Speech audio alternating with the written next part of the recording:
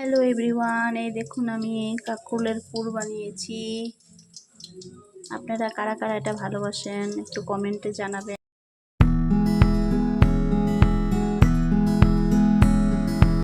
তো ফার্স্টে আমি এগুলিকে এভাবে ছুলিয়ে নিব, উপরের বাকলগুলি এভাবে আমি উঠিয়ে নিব।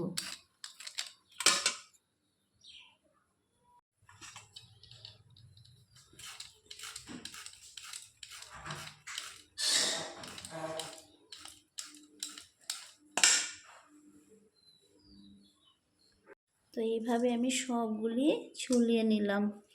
আজকাল বেশি দিন বাড়িতে থাকলেই যে কোনো সবজি লাল হয়ে যায়, তাই আনার সাথে সাথে খেয়ে নিলে কিন্তু অনেক ভালো হয়। তো আমি সবকটি এভাবে ছুলে নিলাম। এখন আমি মাঝখান থেকে এগুলিকে কেটে দেব হাফ হাফ করে। এইভাবে সবগুলো আমি কেটে নিলাম। আমি পুর অনেক রকমই বানাই, আজকে একরকম দেখাবো। তো আমি এখন এগুলিকে ভিতর থেকে সব বের করে নিব, এইভাবে কাঁচা থাকতেই, এটাকে সিদ্ধ করার আগে। তো আমি এখন সবগুলি বের করে নিব। কখনো যদি মনে পড়ে যায়, পারবে কি ভুলতে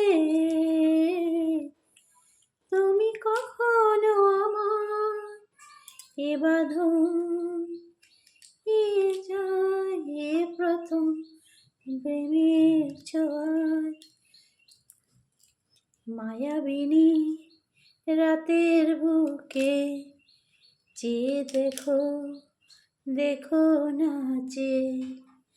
বন্ধুরা দেখুন, এভাবে আমি সবগুলি এই যে ভিতর থেকে চামচ দিয়ে এইভাবে আমি এগুলিকে বের করে নিব।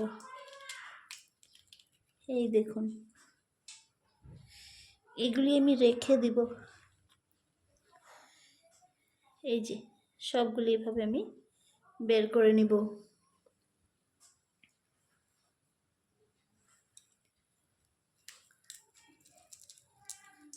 এই যে একটু সময় লাগবে, তার জন্য আমি সবগুলি করে আবার আসব। সবগুলি ভিতর থেকে এইভাবে আমি বের করে নিয়েছি, সবগুলি রেডি। আর এই যে এইগুলিকে আমি একটু পাটাতে বেটে নিব, আর এইগুলিকে একটু হালকা সিদ্ধ করে নেব। তো সব কিছু রেডি করে আবার ফিরে আসব। যে এখানে আমি দুটো বড় বড় পেঁয়াজ কেটে নিয়েছি, আর এখানে 4-5টা কাঁচা লঙ্কা কুচি করে নিয়েছি, আর এখানে অল্প রসুন কুচি করে নিয়েছি। আর এই যে কাঁকরোলের ভিতরে থাকা বিচিগুলিকে আমি একটু বেটে নিয়েছি, কারণ বিচিগুলি মুখে লাগলে তো ভালো লাগবে না, তার জন্য একটু হালকা করে বেটে নিয়েছি। তো আমার সব কিছু মোটামুটি রেডি। আর এদিকে আমি এগুলিকে অল্প সেদ্ধ বসিয়ে দিয়েছি, সামান্য একটু হালকা আমি সেদ্ধ করে নেব। এখানে আমি বেসন দিয়ে দিলাম, আর একটু চালের গুঁড়ো দিয়ে দিলাম, সামান্য একটু আমি এখানে সাদা আটা দিয়ে দিয়েছি একটুখানি। এগুলি হয়ে গেছে, এখন নামিয়ে দেব। এই দেখুন হালকা সিদ্ধ করেছি, নুন আর হলুদ দিয়ে একটু জল দিয়ে আমি এটাকে একটা ব্যাটার তৈরি করে নেব। সব কিছু রেডি হয়ে গেছে, এগুলি সিদ্ধ করে নিয়েছি, ব্যাটার রেডি, আর এদিকে এগুলি সব রেডি। এখন আমি এগুলিকে একটু ভেজে নেব, একটু তেলের মধ্যে একটু ভেজে নেব অল্প মশলা দিয়ে। কড়াই বসিয়ে দিয়েছি, তেলের মধ্যে পেঁয়াজগুলি দিয়ে দিলাম, একটু নাড়িয়ে চাড়িয়ে নিলাম, কাঁকরোলের বিচিগুলি সব দিয়ে দিলাম, আর এখানে রসুন দিয়ে দিলাম, কাঁচা লঙ্কাটাও দিয়ে দিলাম। ভালো করে নাড়িয়ে চাড়িয়ে এখানে আমি এখন কিছু মশলা দিয়ে দিব।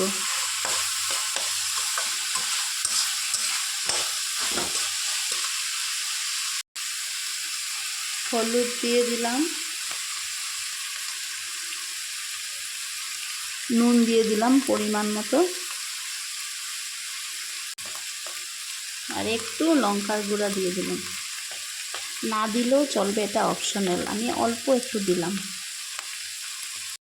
মশলাটা যত টেস্ট হবে পুরটা অতই ভালো লাগবে, তা মশলাটার উপরেই ডিপেন্ড করে।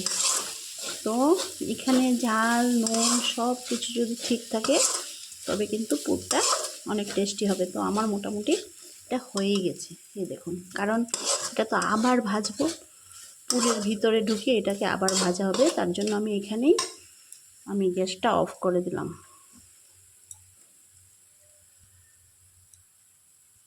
এখন আমি সবগুলি এই কাঁকরোলের ভিতরে মশলাগুলি ভরিয়ে দেব এইভাবে।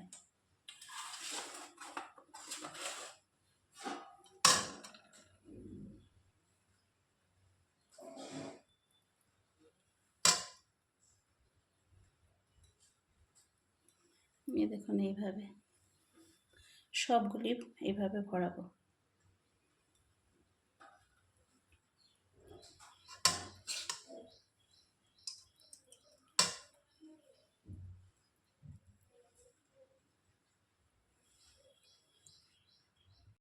তো সবগুলি আমি রেডি করে নিয়েছি, এই দেখুন।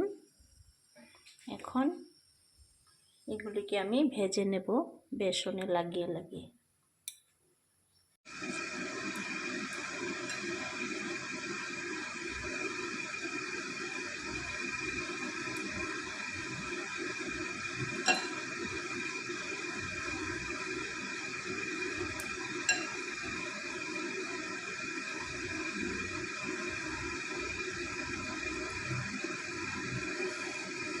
তেল বসিয়ে দিয়েছি, আর এখন একটা একটা করে বড়াগুলিকে দিয়ে দিব। এভাবে সোজাভাবেই দিব, আর আগুনটা এখন আমি কমিয়ে রাখবো।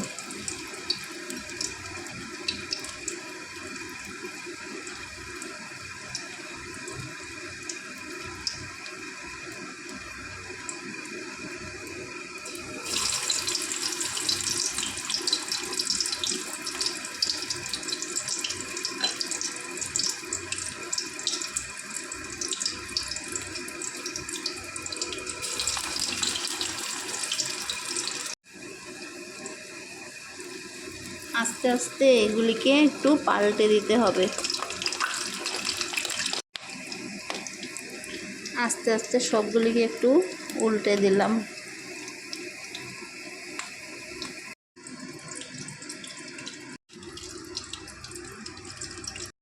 দেখুন কেমন হয়েছে।